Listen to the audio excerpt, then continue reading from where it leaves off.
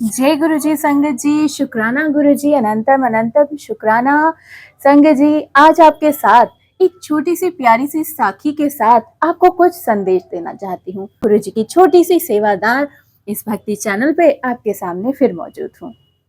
संगत जी, आज की साखी का सार है कि गुरु पर भरोसा कैसा होना चाहिए। आज जो कहानी, जो साखी आपको गुरु जी सुनवाएंगे, उससे आपको बहुत सा ज्ञान मिलेगा, जिससे आपको पता चलेगा कि अपने जीवन में गुरु पर विश्वास से क्या क्या बदलाव हम कर सकते हैं और गुरु की कृपा पा सकते हैं। संगत जी, गुरु जी पर भरोसा एक वो शक्ति है जिससे आप जो भी मैनिफेस्ट करते हैं, अगर भगवान पर भरोसा है कि वो जो करेंगे वो बिल्कुल सही ही होगा, तो आपके जीवन में यकीन मानिए हमेशा सही ही होगा। संगत जी, हम कई चीजों के पीछे भागते हैं, चाहे वो पैसा हो या कोई रिश्ता हो। किसी रिश्ते में, कभी किसी लव अफेयर में या किसी भी चीज में हम लोग चाहते हैं ना कि ये रिश्ता, ये इंसान हमें मिल जाए, ये रिश्ता हमें मिल जाए, ये काम हमारा बन जाए, ये हम शुरू कर रहे हैं गुरुजी, इसमें काम में हमारे को सफलता मिल जाए, हम ये काम खोल रहे हैं, या कुछ भी एक्स वाई जेड कुछ भी हो। हम गुरु से, अपने परमात्मा से सीधा जिद करते हैं कि गुरुजी, भगवान जी, प्लीज हमारा ये काम बना दीजिए, हमें ये जरूरी चाहिए। भरोसा ऐसा होना चाहिए संगत जी कि अगर आपका वो काम नहीं बन पा रहा तो इसका मतलब भलाई आपकी उसके ना बनने में ही है।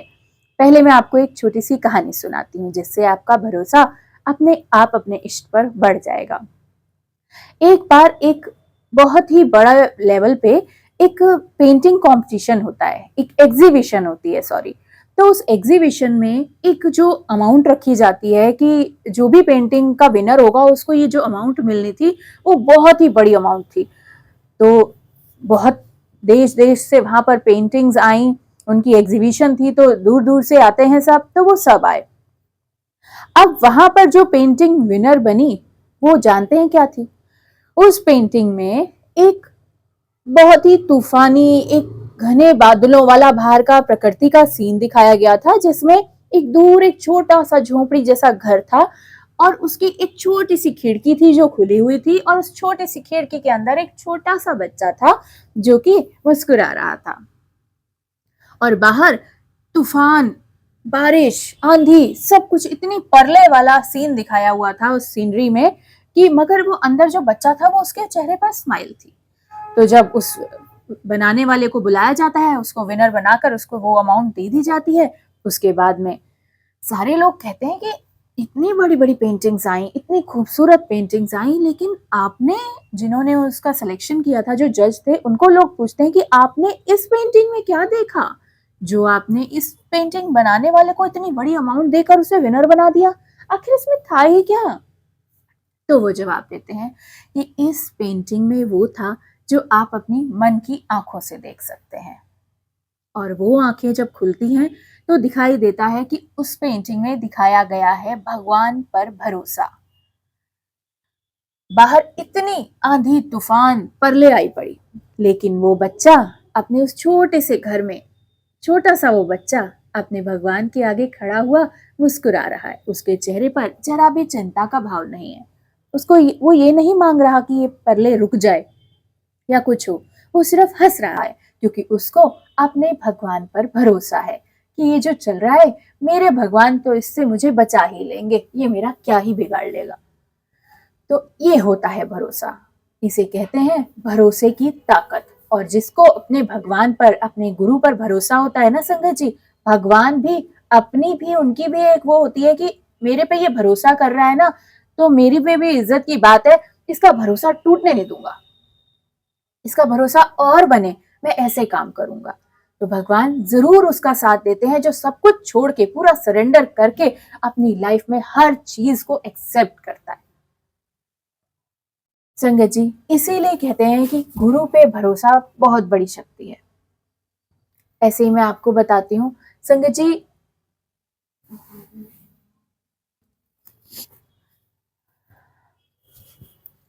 अब इस भरोसे की बात से ही आप ले लीजिए रिंकूवीर जी।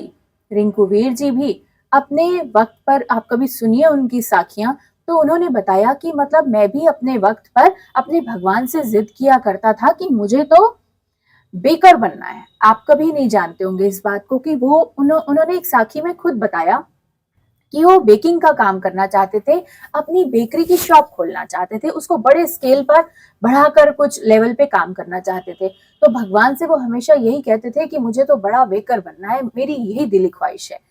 लेकिन भगवान ने उनको उसमें सफलता नहीं दी, क्योंकि भगवान को पता था कि ये जो मांग रहा है वो सही नहीं है। आगे चलकर हमें पता चलता है लॉन्ग टर्म में कि जब वो चीज हमें नहीं मिलती और आगे चल के उसके नुकसान हमें पता चलते हैं, तब हमें एहसास होता है कि यही है वो सही चीज जो गुरुजी ने या भगवान ने हमें नहीं दी। अच्छा हुआ नहीं दी, क्योंकि अगर वो तुम्हें मिली होती तो तुम्हारे संग बहुत गलत होता, और जो सही चीज तुम्हारे लिए थी तुम्हें भगवान ने वही दी। रिंकू वीर जी को भगवान जी ने अध्यात्म के मार्ग पर जोड़ा। उन्हें अमृत वेला ट्रस्ट में लाखों करोड़ों लोगों को अमृत वेला से जोड़ने का सेवा बख्शी। विदेशों में भी अमृत वेला ट्रस्ट खुले और जगह जगह वो सिमरन का को फैला रहे हैं, लोगों को जोड़ रहे हैं, सही शिक्षा दे रहे हैं, नाम सिमरन में लगा रहे हैं। करोड़ों लोग अमृत वेला से जुड़ी जा रहे हैं और लोगों का कल्याण होता जा रहा है। तो इसी को कहते हैं कि भगवान की, जो भगवान ने आपके लिए डिसाइड किया है ना, मिलेगा आपको वही, और वो बहुत बेहतरीन होगा। तो देखिए आज रिंकू वीर जी को दुनिया जानती है, क्योंकि भगवान ने डिसाइड किया था कि ये लोगों में इस तरह से नाम सिमरन और अमृत वेला का काम संभालने में आगे बढ़ेंगे। तो जो भगवान का डिसीजन होता है ना, उसको हमेशा मान के चलो, क्योंकि वो आपके लिए राइट पाथ होता है, वो कभी गलत नहीं हो सकता। अब आप ये देखिए कि प्रेमानंद महाराज जी के आपने सत्संग सुने होंगे, वो कितना मोटिवेट करते हैं, कितना आपने उनकी लाइफ का सुना है कभी? उनकी दोनों किडनियां खराब है। अगर वो भक्ति मार्ग पर ना चले होते, अपने भगवान को सरेंडर ना किया होता, तो आज वो भी जगह जगह हॉस्पिटल्स में होते और डायलिसिस करवा रहे होते। लेकिन उन्होंने भक्ति मार्ग को चुना, और भक्ति मार्ग को चुनकर आज हजारों करोड़ों लोगों को मोटिवेट कर रहे हैं। इतना उनके शब्दों से हम प्रभावित हो रहे हैं, और इतनी रस होता है उनकी हर बात में, उनकी हर बात का सार बहुत गहराई से समझने वाला होता है। तो वो भगवान डिसाइड करता है कि आपने कौन से मार्ग पर चलना है। और अगर ये किसी नॉर्मल इंसान के साथ होता कि दोनों किडनियां खराब हो जाती और उसको उसको भगवान पे भरोसा ना होता, जैसे प्रेमानंद जी महाराज को है, तो वो जरूर डॉक्टरों के चक्कर काट रहा होता। लेकिन प्रेमानंद जी महाराज डॉक्टरों के चक्कर नहीं काटते, वो सिर्फ और सिर्फ अपने भगवान पे भरोसा रखते हैं कि भगवान जो तू करेगा वो बेहतर नहीं बेहतरीन होगा, ये मुझे भरोसा है। और भगवान ने उनको अध्यात्म के मार्ग पर जोड़ रखा है, और हजारों दुनिया उनकी बातों से प्रभावित हो रही है और अपने जीवन में उन बातों को उतार कर अपने जीवन को सुधार रही है। तो इसीलिए संगत जी कहते हैं कि भगवान के दिखाए हुए मार्ग पर चलें। कभी भी ये ना सोचें कि हम जिद करेंगे, जो हमें चाहिए, जो हमें ठीक लग रहा है वही सही होगा। पता नहीं आज ये किन किन संगत को कुछ जवाब मिल जाए, क्योंकि मुझे भी आज इस सत्संग से बहुत से जवाब मिले हैं गुरु जी की कृपा से, कि जो हम चाहते हैं अगर वो नहीं हो रहा तो आपको खुश हो जाना चाहिए कि वो आपके लिए अच्छा नहीं है। भगवान ने आपकी लाख जिद पर भी वो काम आपका नहीं बनाया, और जो अब बनेगा वो भगवान की मर्जी से होगा और वो बेहतरीन ही होगा। इसीलिए बोला जाता है कि टोटल सरेंडर अपने भगवान के चरणों में कर दो, क्योंकि जिस दिन टोटल सरेंडर हो जाता है ना संगत जी, आपकी दुनिया आपका भगवान चलाता है, आपके परिवार, आपके लव वंस, सबको भगवान ही देखता है। फिर लाख दुनिया आपके बुरा करना चाहे या कुछ भी करना चाहे, वो आपका बुरा कर नहीं सकती। आपके लव वंस को कभी कोई नुकसान नहीं पहुंचा सकता, जिनकी सुरक्षा की चिंता या हर चीज की जिम्मेवारी हम लोगों को हमेशा रहती है कि हमारे बच्चों का आगे कैसा होगा फ्यूचर, हमारा काम कैसा होगा, इन सबकी चिंता जब आपने कभी देखा है हम भगवान के चरणों में माथा क्यों टेकते हैं? भगवान के चरणों में माथा टेकने का ये मतलब होता है कि आपने अपने सिर पर जितनी चिंताएं, जितना बोझ, जितनी परेशानियां थी, उनकी गठरी लाकर आपने अपने गुरु के चरणों में रख दी, और आप उठ गए, और आप बिल्कुल खाली हाथ एक भिखारी हो गए, और आप पे किसी चीज का कोई बोझ नहीं है, किसी चीज की कोई टेंशन नहीं है, किसी चीज की परेशानी नहीं है, कुछ सोचने की तरफ आपका दिमाग नहीं जा रहा है। वरना हम लोग इसीलिए क्यों भगवान के दर पर बुलाया जाता है, क्यों सत्संग में जाने को कहा जाता है, क्यों नाम सिमरन से जुड़ने को कहा जाता है, गुरु के चरणों में माथा टेकने को कहा जाता है, क्योंकि रख दीजिए ना गठरी अपनी, कब तक ला देंगे आप, लाद कर इसका बोझा कहां कहां तक ढोएंगे, और क्या ही कर लेंगे आप इसको ढोकर। इसको एक बार अपने गुरु के चरणों में रख कर तो देखिए, वो उसको वही खत्म कर देंगे, और एक प्यारी सी मुस्कान आपके चेहरे पर आ जाएगी, और आपकी लाइफ में जो जो सही है ना, आपकी गाड़ी सही ट्रैक पर अपने आप चल पड़ेगी। और जब तक हम गुरु की शरण में नहीं गए होते ना, तब तक उस गठरी का बोझ अपने सिर पर ढोते रहते हैं और बस घसीटते रहते हैं अपनी जिंदगी को, कि कैसे कैसे क्या लिखा है हमारी जिंदगी में, यही सोचते रहते हैं। और जिस दिन अपने गुरु की शरण में जाकर उस गठरी को वहां पर रख कर उठते हैं ना, आप कभी भी नोटिस कीजिएगा, आप गुरु जी के सत्संग में जाइए, आप अपनी जितनी भी चिंताएं है ना, एक बार आप उनके जब प्रणाम करते हो ना, या बड़े मंदिर भी जाके आप जब गद्दी के आगे झुकते हो ना, सिर झुकाते हो, तो आप बोलो कि गठरी आपकी वहीं गिर गई, रख ली गुरु जी ने, और आप बिल्कुल खाली, वो जो टेंशनें थी ना, उनकी एक गठरी बनाओ। किसी बहुत परेशान हो ना, आपको एक टिप दूं, मैं क्या करती हूँ, जब बड़े मंदिर जाओ, आप एक अपनी सारी चिंताओं को ना ऐसे इमेजिन करो कि एक बेडशीट ली आपने, और उसमें वो सारी चिंताएं, बच्चों की फीस की टेंशन, हमारा घर कैसे चलेगा, हमारा व्यवसाय कैसा चलेगा, रिश्तों की परेशानी, रिश्तेदारों की टेंशन, पचड़े, सब कुछ उस गठरी में डालकर एक जोर की पक्की गांठ लगाकर उसको सिर पर लाद के ले जाओ गुरुजी के पास, और गुरुजी के पास जाकर उसको वहां पर ही रख दो, और बोलो गुरुजी मैं तो खाली हो गई, आज टोटल सरेंडर। अब गुरुजी, इस जीवन की गाड़ी, इस नैया की पतवार आपके हाथ, और आप फिर देखना गुरुजी क्या चमत्कार करते हैं और किस तरह आपकी जिंदगी की गाड़ी को चलाते हैं। वे कहते हैं संगत जी कि नाम सिमरन का जो जहाज है ना, आप सब संगत उस पर सवार हो जाइए, और फिर वो जहाज जो धीरे धीरे समुद्र की हर लहरों को, ऊंची से ऊंची लहर को, हल्की से हल्की लहर को बड़े ही तरीके से, हल्की धीमी गति से वो पार करा देगा ना, वो होता है नाम सिमरन का जहाज।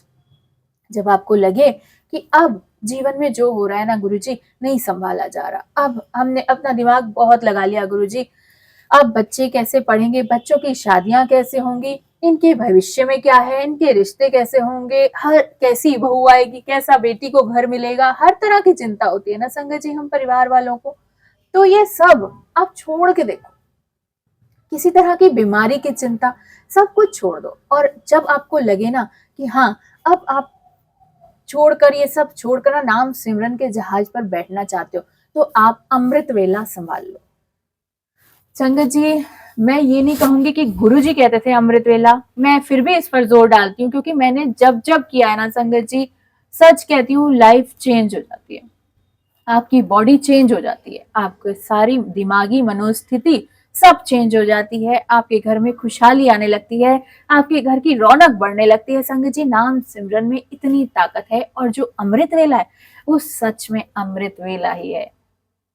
संगत जी, आपसे नहीं 3 बजे उठा जाता, मत उठो, 12 बजे से 3 बजे का टाइम भी अमृत वेला ही कहलाता है। तो आप उस टाइम पर भी, कई लोग तो उस टाइम पे जागे हुए ही होते हैं, तो आप उठो, आप थोड़ा अपना स्वच्छता की तरफ ध्यान देकर गुरु जी के पास बैठ जाओ, कुछ वक्त तो गुरु जी के पास बिल्कुल शांति से बैठो, आप कोशिश करो पहले कि गुरु जी से जुड़ने की, कनेक्शन बनाने की, उसके बाद आप नाम सिमरन शुरू करो, गुरु जी का नाम लेना शुरू करो। और जब आपको लगे ना कि हाँ अब कनेक्ट होना शुरू हुआ है, क्योंकि संगत जी सच बता रही हूँ, गुरु जी से कनेक्शन बनाना है ना, तो अमृत वेला जरूर करो।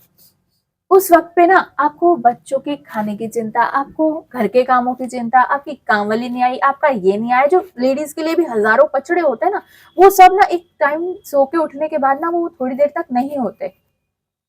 और जो वो मैंने बताया था ना, वो भगवान जी अमृत वेला वाले टाइम पर ऐसे घूम रहे होते हैं, और जितने भी बुरी शक्तियां होती है ना, वो सो रही होती हैं। इसीलिए संगत जी उस वक्त को अमृत वेला कहा जाता है। नकारात्मक ऊर्जा सारी, दुष्ट शक्तियां सब सोई हुई होती हैं उस टाइम, और जितने भी दुष्ट लोग होंगे ना, वो भी सोए पड़े होंगे, और जो दिव्यात्माएं होंगी, जो परमात्मा के मार्ग पर चलने वाली या आध्यात्म से जुड़ी हुई सोल्स होंगी, वो अपने आप जाग जाएंगे, गुरुजी उनको अपने आप जगाएंगे। आप आदत तो बनाओ, गुरुजी को बोलकर सो, गुरुजी मुझे अमृत वेला जगा दीजिएगा प्लीज, तो गुरुजी आपको धीरे धीरे उठाना भी शुरू कर देंगे। और वो सच में अमृत वेला संगत जी ऐसा होता है, उस टाइम भगवान घूम रहे होते हैं और वो देखते हैं कि सारी नकारात्मक शक्तियां सोई हुई हैं और सारे देवी देवता ना ऐसे आकाश में विचरण कर रहे होते हैं और भक्तों को देख रहे होते हैं कि कौन सा मेरा भक्त, कौन सा मेरा सेवक। गुरुजी भी देखते होंगे ना कौन सा बच्चा मेरा इस टाइम मुझे याद कर रहा है, तो गुरु कैसे नहीं आएंगे, गुरुजी बिल्कुल आएंगे और उस टाइम आपके सिर पर एक प्यार से हाथ फेरेंगे, आपकी पीठ थपथपाएंगे कि देखो मेरा बच्चा इस समय मुझे पुकार रहा है। तो भगवान को आना ही पड़ता है। संगत जी, मैंने बताया था आपको कि गुरुजी ने कुछ टाइम पहले अमृत वेला सत्संग शुरू करवाए थे, तो मैं आपको उसकी पावर बताऊं। सत्संग शुरू हुए, मैंने और मेरे अंकल ने उठना शुरू करा। हम लोग 1 बजे उठकर नहाते धोते थे, गुरुजी का रूम साफ करते थे, जोत वगैरह बनाकर गुरुजी के स्वरूपों की सफाई वगैरह करके, क्लीनिंग करके दरबार की बैठते थे। मैं रात को 2 बजे जाके नहा धो के कड़ा प्रसाद बनाती थी रात के टाइम, और जो 3 बजे से अमृत वेला शुरू होता था ना संगत जी, मतलब वो टाइम ऐसा था ना, जो जब परेशानी बड़ी थी ना तब हमने वो शुरू कर दिया था। और सच्ची भगवान ना जब चाहते हैं ना कि अमृत वेला संभाले या ये बच्चा मेरा सिमरन बढ़ाए, तो गुरुजी उस वक्त परेशानियां भी दे देते हैं। मुझे ऐसा लगता है, क्योंकि परेशानियां जब तक नहीं आती ना, हमें भगवान की परवाह नहीं होती। ये हकीकत बता रही हूँ, तब तक आप भगवान को ज्यादा याद नहीं करोगे। जब आपके सिर पर परेशानी पड़ेगी ना, आप तब जाके आप खुद अपने पे देखो। मैं अपनी ही बात करती हूँ, जब तक कोई प्रॉब्लम ना आए आप ज्यादा गुरुजी के पास बैठते हो? नहीं बैठते होंगे। एक भोग लगा दिया, चाय प्रसाद दे दिया, या एक आरती कर ली, जोत जला दी, उसके अलावा क्या आप बैठते हो गुरुजी के पास? गुरुजी तो हमेशा कहते थे मंत्र जाप करने को, और गुरु से कनेक्शन बनाना है तो मंत्र जाप तो करना पड़ेगा ना संगत जी। लेकिन जब तक हमारे सिर पर परेशानियां नहीं पड़ती तब तक हम नहीं आते, और जब कोई प्रॉब्लम आ जाती है तो मैं भी फटाफट भागती हूँ, गुरुजी बचा लो, गुरुजी बचा लो, अभी ये प्रॉब्लम आ गई, गुरुजी निकाल दो इससे। और गुरुजी बिल्कुल निकालते हैं। गुरुजी सिर्फ वो जो छोटी मोटी प्रॉब्लम्स देते हैं ना, वो इसीलिए देते हैं कि उन्हें भी याद आ रही होती है अपने बच्चे की। वो आपने शब्द सुना है ना कि एक बार तो साड़ी याद गुरु नु आई होनी है, तो गुरुजी भी हमें याद करते हैं। वो अपने बच्चे को और कैसे भुलाएं? अगर वो आपको कोई प्रॉब्लम नहीं देंगे तब तक आप उनके पास आने नहीं वाले, इसलिए वो आपके साथ ऐसा करते हैं। और वो प्रॉब्लम तो गुरुजी के शरण में बैठते ही गायब हो जाती है। मैंने बताया ना, माथा टेको, गठरी रखो और अपनी जान छुड़ाओ, बस सिमरन से जुड़ जाओ और गुरुजी जाने हमारी लाइफ को कैसे चलाना है। ना हम अपने परिवार को चला सकते हैं, ना हमारे अंदर इतनी बुद्धि या मति है। हम जो करेंगे अपनी लाइफ का और बेड़ा गर्क ही करेंगे। सच में बोलती हूँ मैं ये शब्द, गुरु जी को ही चलाने दो। मैं अपना एग्जाम्पल दे रही हूँ आपको कि जब तक हमने अपनी लाइफ को खुद चलाने का ठाना हुआ था ना कि अरे हमने बच्चों को पढ़ाना है, हमने सत्संग करना है, हम कर रहे हैं, हम मैं कर रही हूँ, मेरे बच्चे कैसे पढ़ेंगे, मेरे हस्बैंड की नौकरी कैसे लगेगी।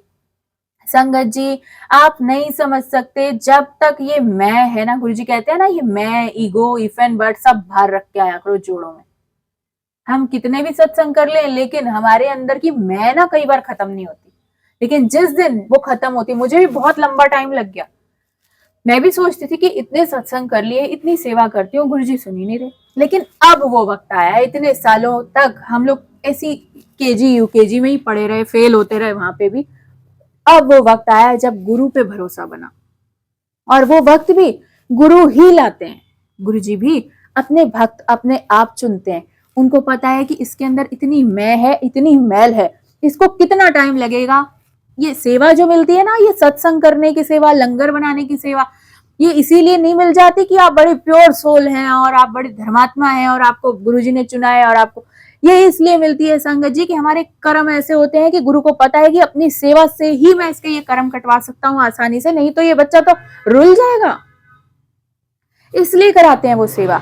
मुझे भी, मेरे भी ऐसे कर्म होंगे कि गुरु ने अपने, और मैं तो इस चीज का हैरान होती हूँ, कई बार आंखों में आंसू आ जाते हैं मैं और मेरे अंकल के, कि कुछ तो ऐसा कर्म करा होगा ना कि गुरुजी हमारे बुरे कर्मों को कटाने के लिए गुरुजी ने हमें एकदम शादी के बाद अपने चरणों से लगा लिया, बच्चों को भी जोड़ लिया, और शादी के 1 साल बाद से ही गुरुजी ने अपने सत्संगों की सेवा दी, और हम उम्र के पड़ाव में आगे बढ़ते जा रहे हैं, बच्चे बड़े हो रहे हैं, और वही सेवा के साथ वो 13-14 सालों से गुरुजी हर वीरवार सत्संग करवा रहे हैं। वो रस घर में घुल रहा है, पता नहीं क्या चीज होगी जो गुरुजी ने खत्म करी होगी हमारे अंदर से, और कितनी ज्यादा होगी जो इतना वक्त लग गया हमें, कितनी गंदगी होगी हमारे अंदर। तो शुक्राना है हमारे गुरुजी का कि उन्होंने इतना साधारण तरीका हमें दे दिया कि सत्संग, सेवा, सिमरन कर और तेरे परिवार की गाड़ी मैं चलाऊंगा, वरना तू चलाने पे आई तो तू तो बेड़ा गर्क कर लेगी, अपना भी और अपने परिवार का भी। इसलिए दुनिया की परवाह ना करते हुए अपने गुरु के रास्ते पर चली हूं मैं।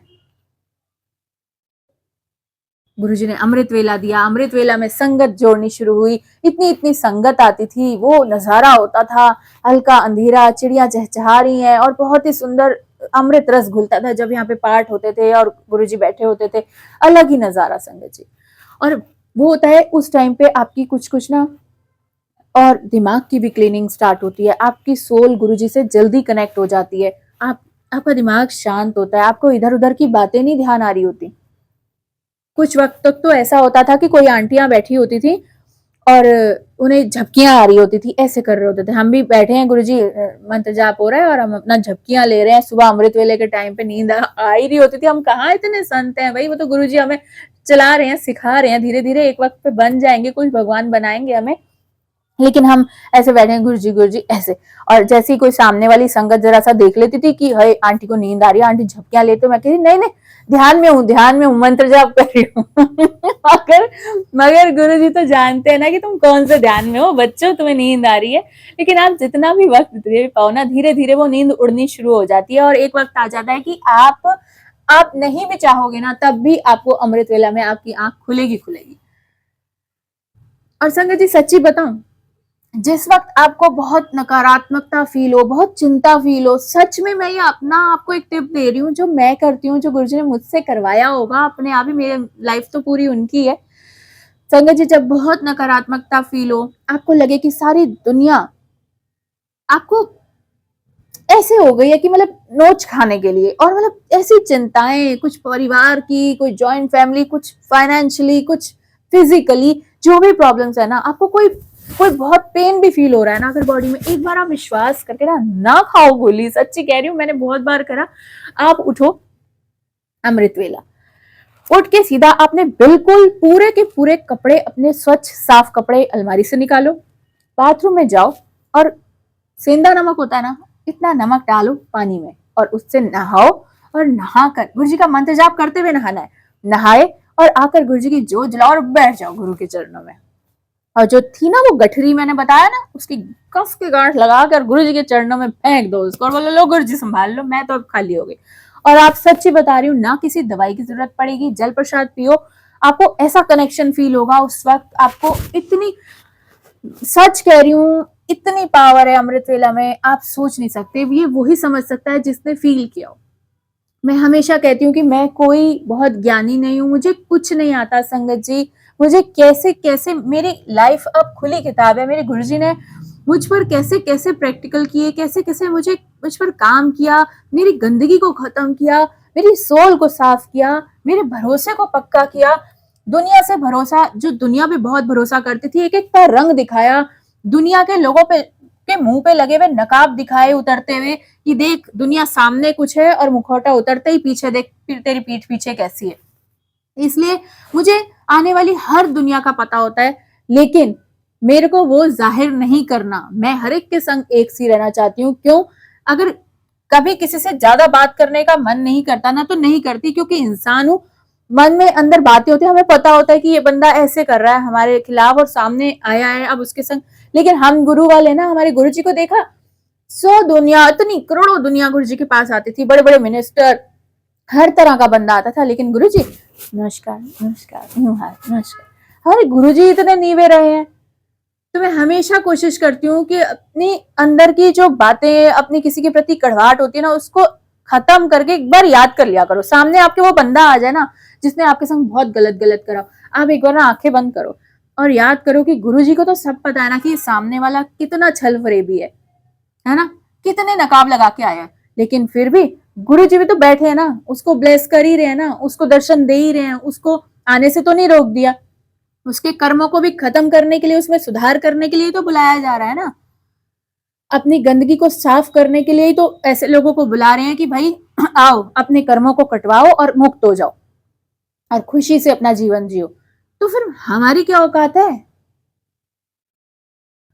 इसलिए वक्त वक्त पर अंदर से उबाल तो आ जाता है, गुस्सा तो बहुत आता है, लेकिन फिर मैं कोशिश करती हूँ वो चीज याद करूं, रिकॉल करती हूँ कि गुरुजी क्या करते हैं।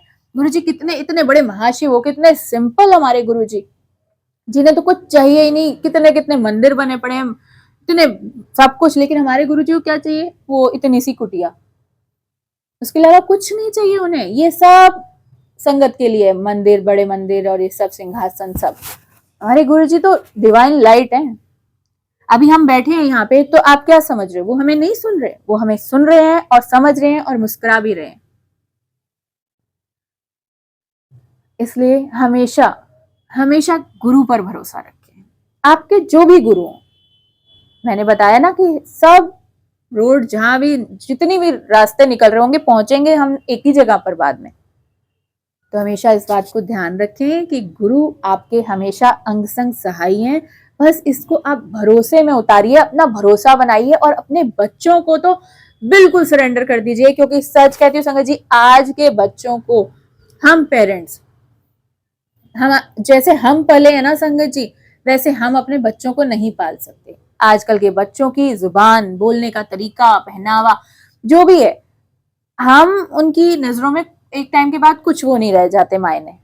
उन्हें तो हम लगता है कि बहुत ही पिछड़े हुए। लेकिन हम अगर अपने बच्चों को गुरु जी के चरणों में सरेंडर करवा देंगे ना, लो गुरु जी इनकी संगत आप संभाल लेना, क्योंकि आजकल संगत ही सबसे बुरा प्रभाव डालती है बच्चों पर। इसलिए अपने बच्चों को रख दो उनके चरणों में। गुरु जी जहां जा रहा है हमें तो नहीं पता, आपका बच्चा आप जानी जान, आप ही जा सकते हो, आप ही इसका गलत संगत दूर करा सकते हो और अच्छी संगत इससे जुड़वा सकते हो। और मैंने खुद अपने छोटे छोटे बच्चों के संग ऐसा होता हुआ देखा है। मैं आपको छोटा सा सत्संग सुनाती हूँ। मेरी बिटिया बड़ी परेशान होती थी कि क्लास में कुछ एक दो फ्रेंड्स थी, उसको बहुत बुली करती थी, बहुत उसका मजाक उड़ाती थी, उल्टा सीधा बोलती थी कि मतलब ये तो ऐसा टिफिन लाती है, या मतलब अगर स्कूल बहुत अच्छा बड़ा स्कूल है तो उसमें बहुत बड़े बड़े घरों के बच्चे पढ़ते हैं, तो उनके अंदर बहुत एटीट्यूड, और उनका उनके बैग्स बहुत महंगे और पेन्स बहुत महंगे महंगे उन्होंने लाना, और बहुत बहुत उनके लंच बॉक्स वगैरह बहुत एक्सपेंसिव और बहुत वैसा। तो ये बच्चे, दोनों बच्चे जो गुरुजी के हैं, मैंने गुरुजी के चरणों में शुरू से ही, इनको पैदा होने के बाद से ही चरणों में जोड़ दिया था। गुरुजी आप संभालो, मेरे को नहीं लगता मैं संभाल पाऊंगी, मेरी औकात नहीं है कि मैं खुद को संभाल लूं, बच्चों को क्या संभाल लूंगी। मेरे को, बच्चों को, सबको आपने संभालना है, ये घर परिवार आपका है, आपकी जिम्मेवारी है हम। तो संगत जी मैंने गुरुजी, वो बहुत रोती थी, उसने मुझे आके चुपचाप रहती थी, मुझे बताती नहीं थी। तो एक बार मुझे इसकी टीचर ने बुलाया कि आप अपनी बच्ची से धीरे से पूछने की कोशिश करो, ये बहुत गुमसुम रहती है, इसको क्या बात है, अकेली क्यों रहती है, ये किसी से मिलती जुलती नहीं, क्लास में फ्रेंड्स नहीं बनाती। तो मैंने इसने मुझसे शेयर नहीं किया, मैंने इसकी फ्रेंड को बोला, एक बच्ची को, कि आप इससे बात करने की कोशिश करो, क्योंकि माँ से थोड़ा उसे झाका लगता था कि मैं अगर ये बात मम्मा को बोलूंगी कि उनके पास इतना अच्छा अच्छा है, वो उसका मुझे एटीट्यूड दिखाते, तो कहीं मम्मा को ये ना लगने लग जाए कि हम अपने। तो उसकी फ्रेंड ने उससे पूछा, तब मेरी बच्ची ने वहां बताया, लेकिन मुझे नहीं बताया। क्यों? क्योंकि उसको ये लगता था कि मम्मा पापा को अगर मैं ये बात कह दूंगी कि मेरी फ्रेंड्स वगैरह इतने एक्सपेंसिव चीजें लाती हैं, या वो बर्थडे पार्टी करते हैं अपने बाहर, इतने बड़े बड़े होटल्स में बुला रहे हैं या कुछ भी, तो और वो टिफिन में लंच बॉक्स में भी रोज इतनी बढ़िया बढ़िया चीजें लाती है, मम्मा आप तो वही सब्जी पराठी रोज दे देते हो। ये बोलने पे भी मेरे बच्चों को अंदर से एक झेप थी कि माँ को कैसा लगेगा। तो ये संस्कार किस बात से आए? क्योंकि वो गुरुजी से जुड़े हुए थे। अगर और ही कोई बच्चा होता तो वो जिद में आके कि मम्मा ये क्या दे देते हो आप, क्या हमारे फ्रेंड्स को देखो कितने रॉयल हैं, हम हमारी बेइज्जती होती है, इंसल्ट होती है। आजकल बच्चे यही करते हैं, मगर इन्होंने नहीं करा क्योंकि उनको गुरु का डर था कि गुरुजी क्या कहेंगे, अपनी माँ का दिल दुखा रहे हो। और उसे ये भरोसा था कि गुरुजी को तो दिख रहा है, गुरुजी को तो पता है ना मेरे संग ये लड़कियां क्या कर रही हैं। तो उसने अपनी फ्रेंड को बताया। मुझे बड़ा दुख हुआ। मैंने बच्ची से कोई बात नहीं करी, मैंने गुरुजी से करी। मैंने गुरुजी को बोला, गुरुजी महाराज मैं नहीं जानती वो बच्चियां कौन है, आप उन्हें सद्बुद्धि दो गुरुजी, या बच्ची को, मेरी बच्ची को बचाओ, और आप कैसे उसको उनसे सुरक्षा में लाना है। आप देखो मेरी बच्ची बहुत अकेली हो रही है, वहां पे अकेली बैठी होती है, अकेला टिफिन खा रही होती है, उसके साथ कोई ऐसी फ्रेंड नहीं बन रही है उनको। तो संगत जी मेरी बच्ची ने अपनी फ्रेंड को बताया कि ऐसे ऐसे क्लास में कुछ बच्चियां हैं, वो उसको बहुत गिल्ट फील करवाती हैं कि शायद ये तो ऐसे ही घर से होगी।